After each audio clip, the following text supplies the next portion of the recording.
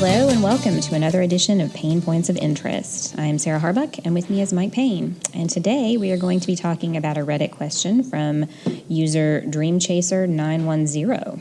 And it's a really interesting question. It says, trademarking your business. Hello, everyone. I have a service business on the East Coast registered in 2016.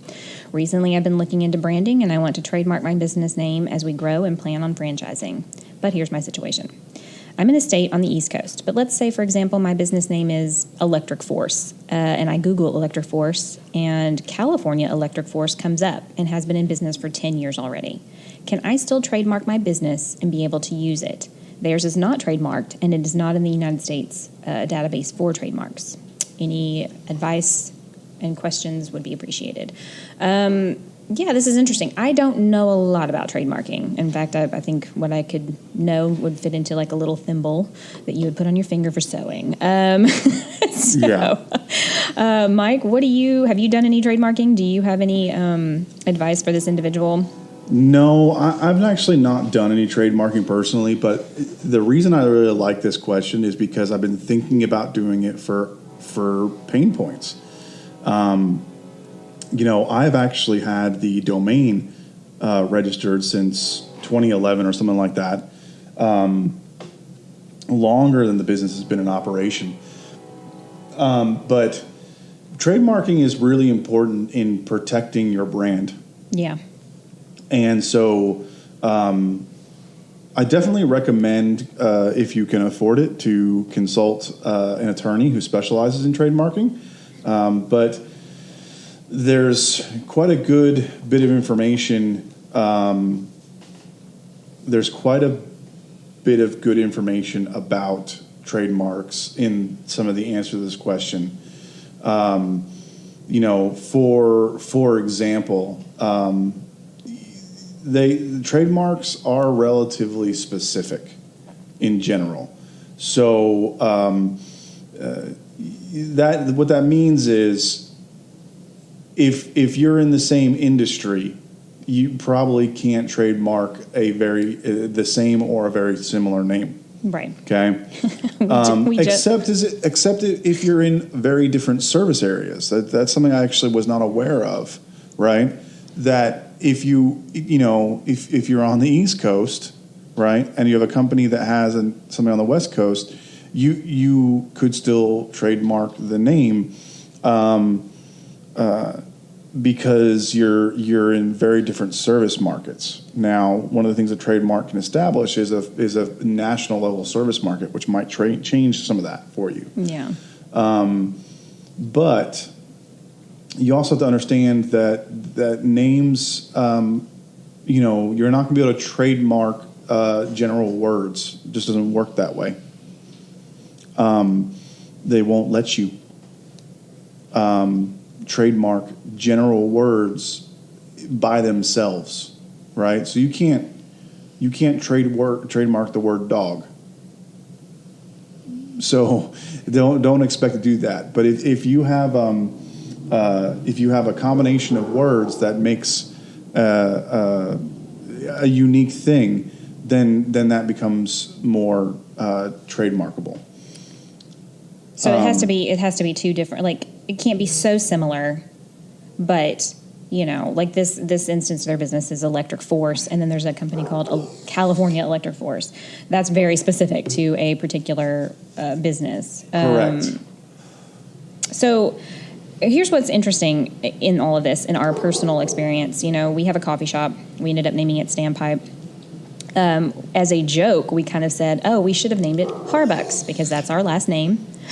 And, there's Starbucks, Harbuck. It was kind of like a funny thing. But then people were like, no, you're going to get into trouble with that because you're both coffee shops. And I was like, but that's our last name. Like, and it did bring up some interesting questions. Here's the thing, though. You said words can't be trademarked.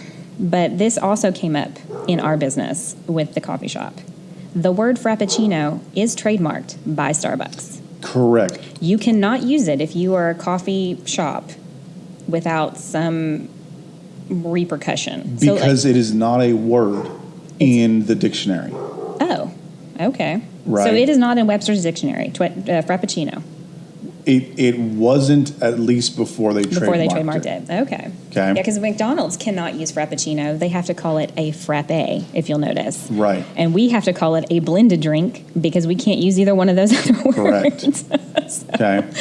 So what they did was they created an amalgamation, right? Okay. They took the word cappuccino and mixed it with the word frozen for frappuccino. Mm-hmm. Okay. That amalgamation is unique and therefore is trademarkable. Okay. Well, they also have a drink that they have bottled and sold in stores that has the Frappuccino in the title. So I'm guessing that is also why they can do that. Mm-hmm.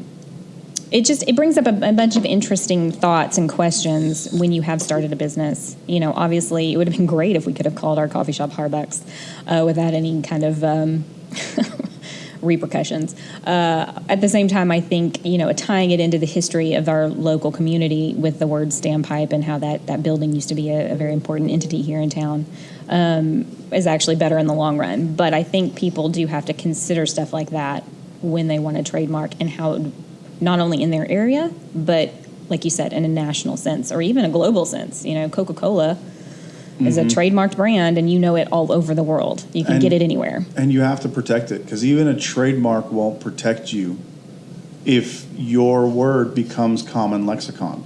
Yes. We have some examples of that, don't we? Xerox. Kleenex. Anything like that. Google even has become a verb. Yes, and in a lot of ways, the company Google didn't fight that.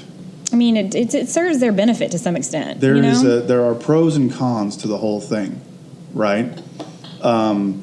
There's having what you do become common lexicon gives a sense of confidence and well-knownness to your name that you can't get anywhere else. You can't buy that kind of recognition. No, you can't, right? And to a degree, Coca-Cola has also not fought it. Okay? Mm-hmm. Everything's Coke. Everything's Coke. I mean, one of the biggest jokes out there is, depending upon what part of the country you're from, what do you call it? Well, here in the South, everything is Coke. Everything is Coke. Some places it's soda. Some places it's pop. But down here, it is Coke. That's right. So... you want a Dr. Pepper? Give me a Coke. Yeah. It's very... it's very important to understand the impact that your brand doesn't, not just what it has now, but what you want it to have later on. Trademarking is something that everyone should be considering at some point, and it is actually not done a whole lot. And you can trademark not just your business name, but you can trademark specific products within your business, and that gives you an extra protection, an extra level of confidence. But you also have to recognize that on the other side of it, you are going to have to pay to defend it. Yeah. If someone uses it and you let them use it, you knew about it, you let them use it, then guess what? You may have just lost your trademark. Yeah. Yeah. Yeah, it's an interesting thing, and definitely if you really want to grow and expand your business and you see the future of your business being something bigger than just a local entity, I think that's very important for you to consider moving forward when you think about expanding. So it's definitely an interesting topic that we could get into more detail on. But I think that's going to wrap it up for us today. If you guys have anything to add or some questions or comments that you want to leave, find us on our social media, Facebook and LinkedIn at PaynePoints, Instagram at Payne.points, and Twitter at PointsPayne. You can also find us on our website at PaynePoints.com. I think that's going to be it for us today. So join us tomorrow, and we'll tackle a whole new topic. See you then.